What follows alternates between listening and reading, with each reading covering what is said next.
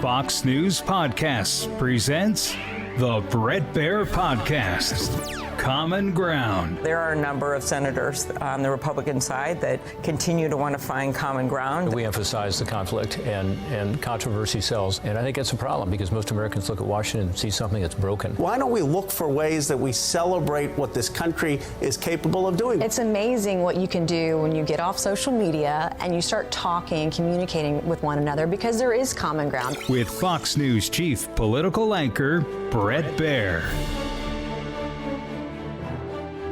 Xi Jinping has mentioned 2027 as a year that the PLA has to be ready to take Taiwan by force. And it's depending on what we do, what Taiwan does to better prepare itself for this eventuality that we hope for peace.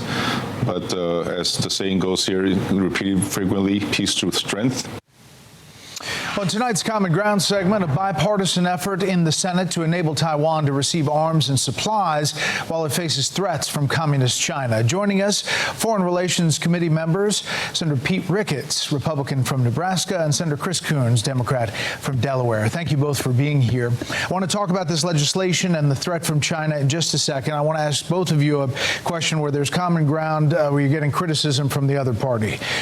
Senator Coons, the revelation about former President Joe Biden in these books and all that we're learning this past week, and obviously his diagnosis.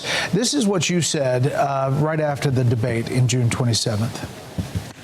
He is engaging, he is capable, but the core question is whether what you saw in those few moments of the debate and over much of the arc of that 90-minute debate was someone having a difficult night or someone who is no longer up to the job. He wouldn't be running if he weren't confident he's up for the job. Obviously, he dropped out shortly after that. Senator Coons, do you regret some of those characterizations that you made in those times? Bret, I was surprised by what I saw the night of the debate. I hadn't had a previous experience like that with President Biden. Ultimately, several weeks later, he decided to drop out. And frankly, rather than looking back and relitigating the timing and the decision, I think we should be looking forward at how we can come together and confront the challenges facing our country at home and around the world. Yeah, definitely. We want to put time to that. But since all these revelations have come out, have you rethought about your framing, your thinking about your analysis of his mental cognitive ability? Bret, I don't think it's a news story that Joe Biden is a seasoned senior leader of our country. It was probably the most covered story of 2024, questions about his age. I don't have questions about whether he was capable of being an effective president. Ultimately, he did not run again. And in the end, I think he made the right decision.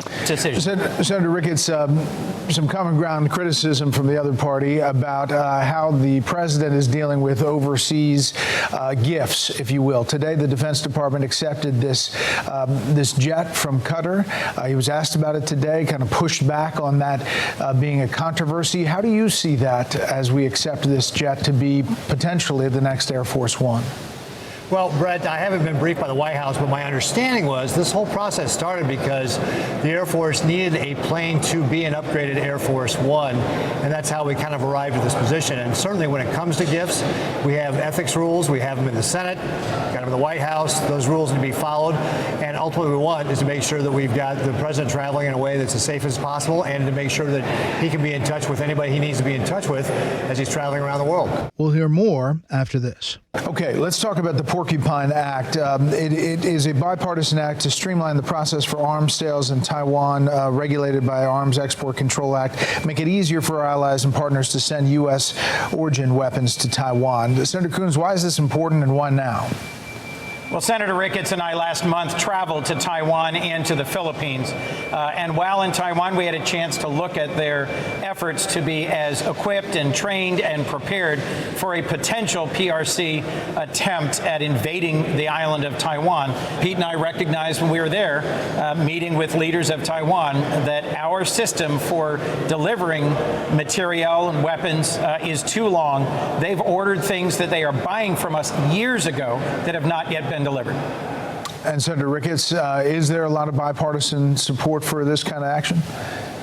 I believe there is. Look, we all recognize the threat from communist China. And when Chris and I were in Taiwan with Senator Budd, we saw firsthand the aggressiveness of the Chinese Communist Party and what they're doing.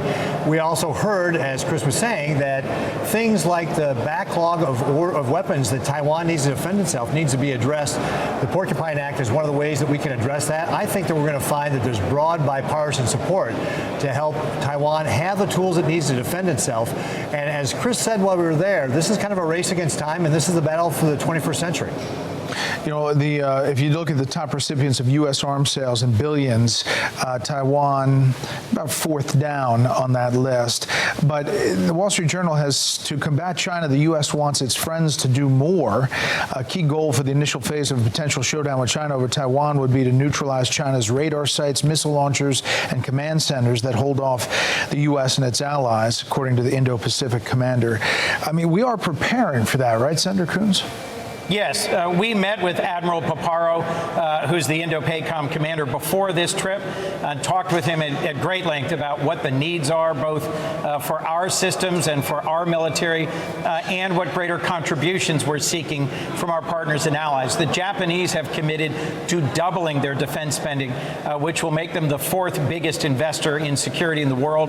Our partners and allies in the Philippines and South Korea have also stepped forward. One of the positives of our trip to the Philippines was to better understand the additional sites they are offering us in North Luzon Island in particular for basing going forward. So we had a very constructive trip together where a core theme was embracing our partners and allies who are stepping forward to spend more on their security and defense in partnership with us. You know, you look at the map of U.S. active duty military presence in the Indo-Pacific, Senator Ricketts, and it's significant.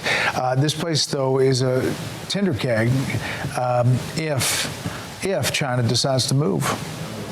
As Chris outlined, we heard a lot of great stuff, but I think also what we're seeing from both the Philippines and Taiwan is a renewed emphasis on preparing themselves to be able to deter China from taking that drastic step of trying to take Taiwan by force. Yeah. The Philippines is certainly feeling it in the East or the West Philippine Sea with regard to the Chinese communists and what they're pushing into the exclusive economic zone for the Philippines. So they are looking to develop a better relationship with Taiwan as well to be able to help in this regional partnership.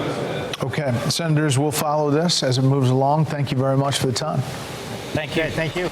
Listen ad-free with a Fox News Podcast Plus subscription on Apple Podcasts, and Amazon Prime members can listen to this show ad-free on the Amazon Music app.